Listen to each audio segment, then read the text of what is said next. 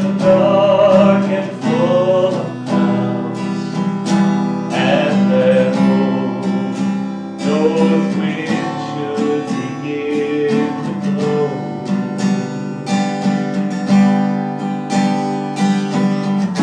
Keep your head together and call my name out loud now.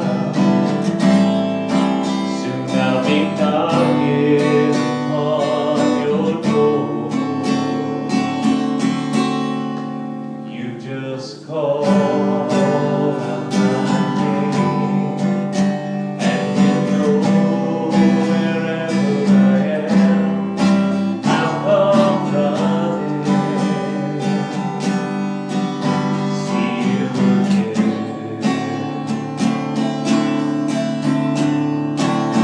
Winter, spring, summer, fall. All you got to do is call, and I'll be there. Yeah, yeah, yeah. Hey, know you got a friend. People can seem so cold. They'll hurt you and desert you. They'll take your soul if you let them. Oh yeah, don't you let them. You just call out my name, and you know wherever I am, I'll come running. See you again. Winter, spring, summer, fall. All you got to do is call, and I'll be there. Yes, I will. You got a friend. You got a friend. Don't you know you got a friend? Oh yeah, you got a friend.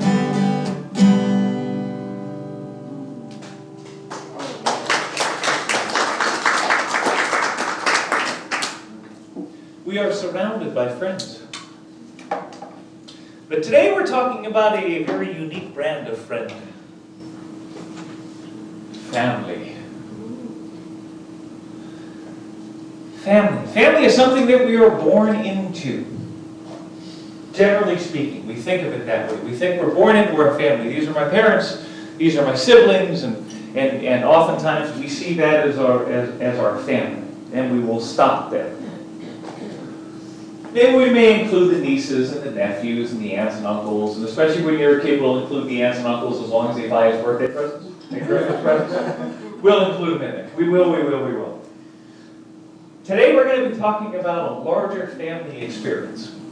We are going to be talking about what the Bible says about what a family is.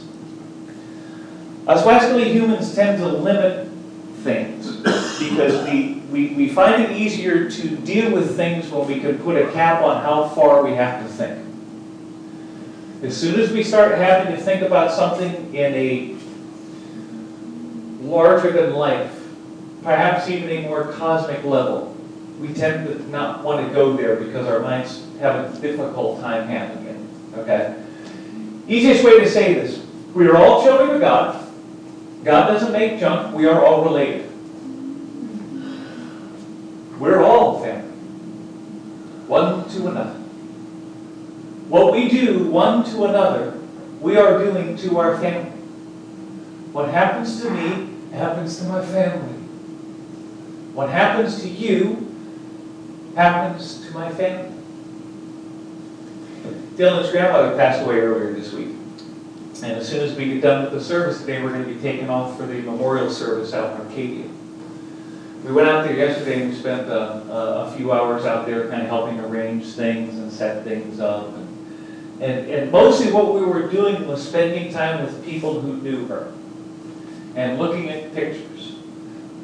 Lots and lots of pictures. And it is amazing what comes up when we see pictures. As soon as we see these pictures, again, it's like music. We're transported. We're moved back to when that picture happened. We start remembering things about that particular instant in time. At that moment in time, we suddenly remember, oh, right, I remember fishing off that back pier. Right, and Dylan's this tall and the fish is this tall. And here he is with his little baseball hat on. Back when he was, cute. I don't know what happened to him recently, but I'm sorry. Oh, he's still here. Oh, sorry. Sorry about that. Sorry. You didn't tell me he was still here. I need to know this information. Absolutely. This is what families do. This is what families are all about. This is when we start dealing on the larger level, when we see everybody as part of our family. This is when it starts getting a little difficult sometimes to truly grasp what that looks like. Because I got to tell you, our family looks really strange. It has all kinds of shapes and sizes and colors and widths and depths and emotions, and they're just all over the board. And how do we deal with all these people? Because they test us. Our immediate family knows the buttons to push. They know us. Because they spend a lot of time with us. And if they don't like something we're doing, push that button, push it, push it, push it. What does the Bible say about button pushers? It has something very specific to say about button pushers. 1 Corinthians. Love is patient and kind. Love does not envy or boast. It is not arrogant or rude. It does not insist on its own way. It is not irritable or resentful. It does not rejoice at wrongdoing, but rejoices with the truth. Love bears all things, believes all things, hopes all things, and endures all things.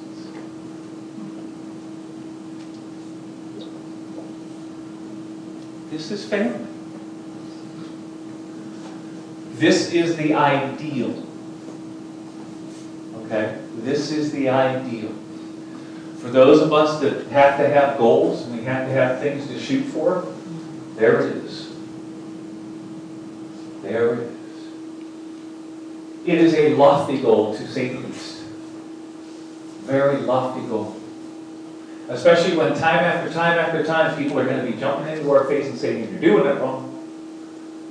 Or when we know in our own hearts, man, I could have done better at that. Man, I could have done better at that. Or, look what I did. Woo-hoo! Isn't that great? Wasn't that fantastic? Look what I did. It either becomes about us or them. We start separating us and them. We find it easier sometimes to deal with things by saying, well, it's their fault, it's not my fault. Go to a playground sometimes. You will hear that a lot. I didn't do it, it was them. Okay? Now I'm here to tell you, some of us are still on the playground. Listen closely to the world around you, and you will see an enormous amount of people that spend a lot of time going, it wasn't us, it was them. They did it. I didn't mean to. They made me do it. They made me do it. When I go get my grandkids, they need to listen to this. Seriously. I'll just turn the volume up, but we'll just we'll make sure they hear it. Seriously. Absolutely. Absolutely. It's very easy to do that. Because it releases us from our responsibility in our own lives. It's a cop-out. It lets us, we feel, off the hook.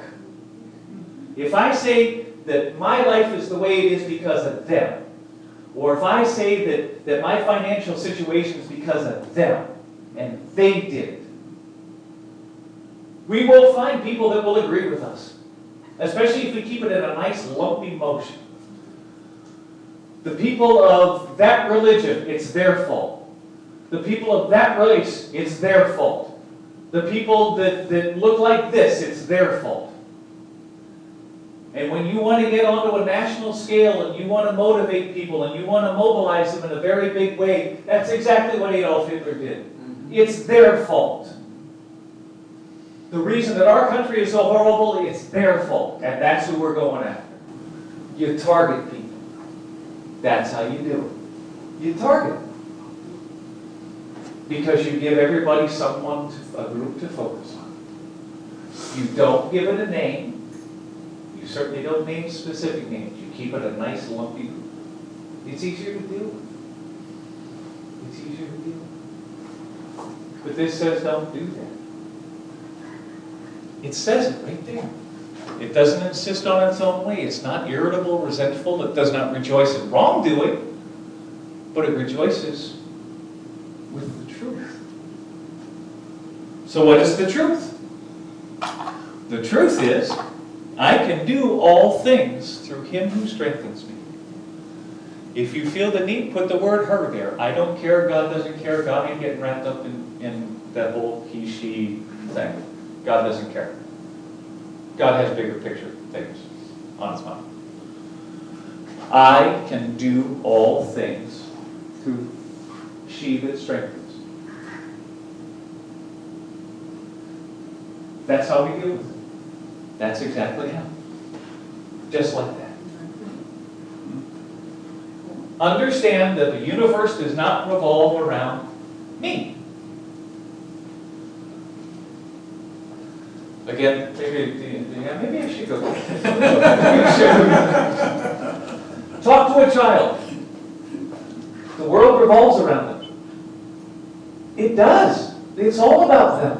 One of the most beautiful pictures that I've ever remembered in my life was out at the Lakewood Ranch Country Club, and they had this like 40-foot tall Christmas tree in their lobby with all the gold and silver and lights everywhere, and it was shining, and it was spectacular. Then all the fake presents wrapped around and things like that, and it was just magnificent. Then there was this child, probably about 7 or 8 months old, in a stroller down at the bottom, and Mom and Dad were over at the counter, and the baby was just kind of looking at the stroller. And you know, kids, they only blink 2 or 3 times a day anyway, because they don't want to miss anything, right? And they have these big, gigantic eyeballs, and this child was looking at this tree, and those eyeballs were just mesmerized by the whole thing. Absolutely mesmerized. And I'm looking at the kid and I'm thinking, what do you suppose that child was thinking? And I finally figured it out. That child was sitting there and saying, it's all mine. It's all mine. Yeah. Yes. That's what this is saying too. It's all ours. There is nothing that we cannot do. There is nothing that we cannot do. We do not need to create enemies to create friends. We don't. We can just be friends. We don't have to have an enemy to create a friend. We don't have to. We can. It's a choice. And it leads to conflict. It leads to some very unusual family trees. And interestingly enough, there is a song about it. And happily enough, I found it.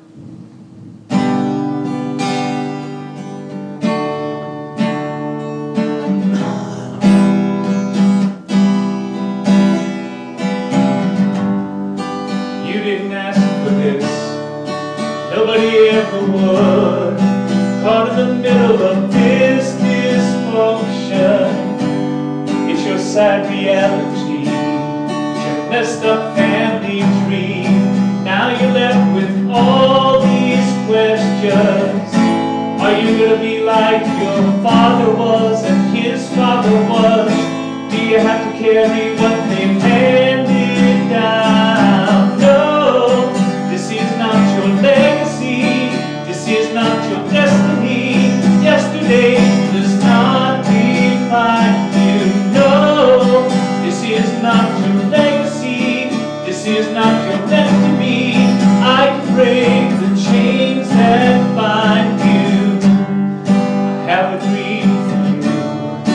better than where you've been. It's bigger than your imagination.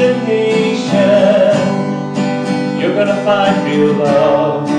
You're gonna hold your kids. You'll change the course of generations. No, this is not your legacy. This is not your meant to be. Yesterday does not define you. No, this is not your legacy. This is not your meant to be. I can break the chains and find you. You're my child. You're my chosen. You are love. You are love. And I will restore all that was broken. You are love. You are love. Just like the seasons change, winter into spring, you're bringing life to your family tree now. Oh, this will be your legacy. This will be your destiny. Yesterday did not define you. Oh, this will be your legacy. This will be your meant to be. I can break the chains that bind you. Just like the seasons change, winter into spring, bringing life to your family tree now. Yesterday is yesterday. Yesterday does not have to be today, and yesterday does not have to be tomorrow. It doesn't. It doesn't. We choose to do it. And we can choose just as easily to not do it. We can choose to spend time thinking like this. We can spend time thinking like this. So we, though many, are one body in Christ, and individually members one of another. We can see us as we truly are. We can see us as a planet of gems.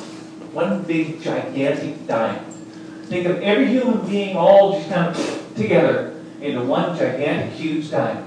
And everyone in this room, and everyone that we ever encounter, and everyone in the world is a facet of the diamond. For those of you that understand gemology, the better the cut, the more facets, the more it sparkles, the more it glows, the more valuable it is. If that analogy works for you, use that one. Use that one. Understand that these facets are incredibly important. Otherwise, it's a big round lump of rock. And that's a choice. That's a possibility. But wouldn't we rather see each other as a facet of a valuable stone? Wouldn't we rather do that? I would. I would. I think you guys are fantastic. But then again, I've always thought that. What I want you to do is see that in yourselves too. When you wake up in the morning, you look in the mirror the first time, you say, you know what? That's a pretty fantastic person right there. Even before you brush your teeth and comb your hair. Look at yourself in the mirror and say, you know what? That's a pretty fantastic person right there. And then all of a sudden, you're going to start seeing other people exactly that same way. You're going to see through the facade. The facade is the clothes that they wear. The facade is the color of their hair, the length of their hair, the color of their eyes, their height, their width, their depth. You're going to see past all of that. It's just a facade. What that person is a child of God. What that person is a facet on this diamond. And an extremely important facet. We're all in this together. We're all one. We are. Now, thank you. Your offspring shall be like the dust of the earth, and you shall spread abroad to the east and the west and the north and the south, and in you and your offspring shall all the families of the earth be blessed. Yes.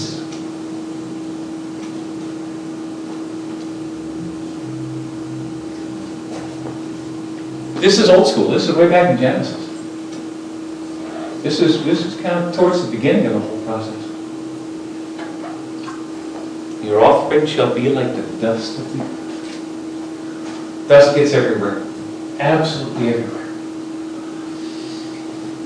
Gets in your ears, and in your nose, and in your shoes, and in your toe. Does all of that fun stuff. It leaves its mark on everything. In Florida, we know about that when it doesn't rain for a little while, and the pool streets get all yellow from all the pollen blowing around, or cars get covered by it, drive through a cloud of love bugs. And we see that all over the front window of the car. I remember one time Candy was out in Arcadia driving back. I got a call from her. I said, can you meet me out in front of the church with a scrub bucket? Why? I can't see past the love bugs. She pulled in, and Ace Ventura Pet Detectives, okay, that movie, and Ace Ventura gets his front windshield broken and he's driving with his head out the window. That's what she was doing. Because there were just love bugs completely obliterating the view out the front window. Couldn't see anything. Couldn't see anything. We're scraping and we're moving those things off. Okay? They're everywhere. They're absolutely everywhere. Okay? So too are how we relate to one another and how we are related to one another. We're everywhere. We are absolutely everywhere. For instance, okay, we got this card this week. Veranda and Valerie, a couple ladies from Orlando were here. How long ago was that? Was it about a month ago? Was it 2 weeks? Okay. Man, time gets blurry after a while. And so they were here a couple weeks ago. And they were here one time. And they live in Orlando, and they kind of come over here every now and then, about once or twice a year or something like that. And I don't even know why they came here the first time, but I'm sure glad they did. Because, man, they are fun. They are just fun people. Okay, so they've been here one time. One time. And because of you guys right here in this room, we get this. Hello, friends. Thank you so much for the work that you continue to do. May God richly bless you for that. Your example of dedication to each other and to God shines through in all that you do. My prayers are with you. All right. That's from Valerie. From Veranda, thank you for the work you are doing in Bradenton. Your heart to serve shines brightly. It is our prayer that our financial support will bless you and assist you in continuing the work you have been called to do. Okay? This is real. Okay? This is not imaginary. This is real. Okay? What we do as a community here touches people. Okay? This is not the first one of these we got. Okay? This is not the first one. We're getting them from Orlando. We're getting them from Maine. We're getting them from Long Island. Okay? All because of what's happening right here in this room. And how we are taking what we learn here and moving it out into the world. Okay? When we open this door, we have to take it with us. It has to be a part of what we are. It has to be. And when it is, this happens. When Candy and I went to the Shell station, there was a woman locked her keys in the car, and all we were going for was drinks, and it turned into this 2.5-hour adventure. And we're out driving out to Anna Marie Island and helping her get car keys and all this other kind of stuff. And it was 2.5 hours on a Sunday afternoon, and we were having a ball. We had such a great time. We had such a great time. And they sent us a check a couple weeks ago from Long Island. Or a couple weeks after that happened, from Long Island. They've never been to this church, knew nothing about it. We just met them at the gas station, and we just started talking. And we helped them out. You've got a friend. You've got a friend. Now we must be a friend. We do not need to create enemies to create friends. We don't need to do that. We can just be a friend. What does a friend do? Well, hopefully a friend is like the ultimate family. Because remember, a family you're born into, friends we get to choose. Friends we get to choose. I know some of us have some family trees that, oh boy, we really wish we could choose that family. We really wish we could. Because sometimes they get nutty. Sometimes they do. And that's okay. That's okay. Let us choose friends that will help us. Let us choose friends that are going to get us through that. Let us hang out with people who lift us up, who see us as we truly are. Great. Who say it to us. I think you're great. I think you're fantastic. I think you're wonderful. And they look us in the eye and they tell us that. And we know it's sincere. We feel it. We absolutely feel it.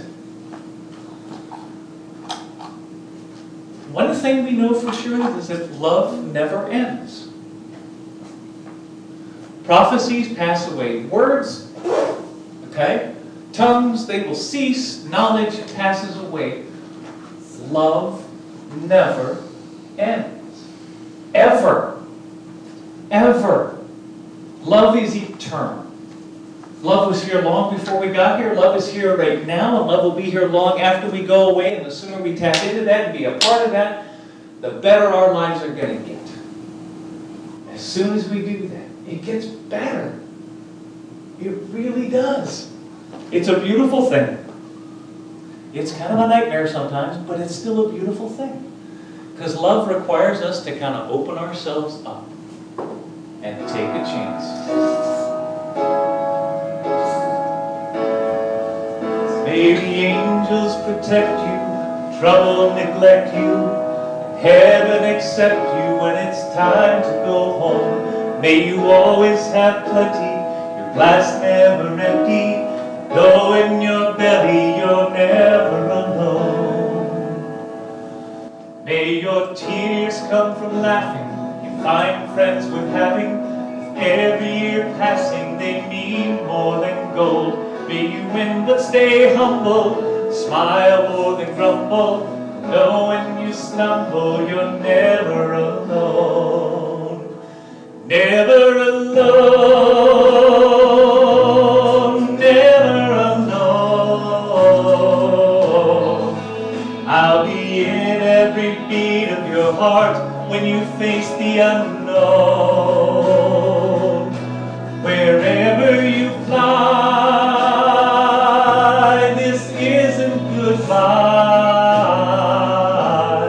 my love will follow you, stay with you, you're never alone. Well, I have to be honest, I have to be honest, as much as I wanted, not gonna promise the cold winds won't blow. So when hard times have found you and your fears surround you, wrap my love around you, you're never alone. Never alone, never alone. I'll be in every beat of your heart when you face the unknown. Wherever you fly, this isn't goodbye. My love will follow you, stay with you, you're never alone. This is how a family talks to another. This, you're never alone. Ever, no matter where you go, you are never alone. That's family. May the angels protect you, trouble neglect you, heaven accept you when it's time to go home. And when hard times have found you and your fears surround you, wrap my love around you, you're never alone. Never alone, never alone. I will be in every beat of your heart when you face the unknown. Wherever you fly, this isn't goodbye. will follow you, stay with you. You're never alone. My love will follow you, stay with you. You're never alone.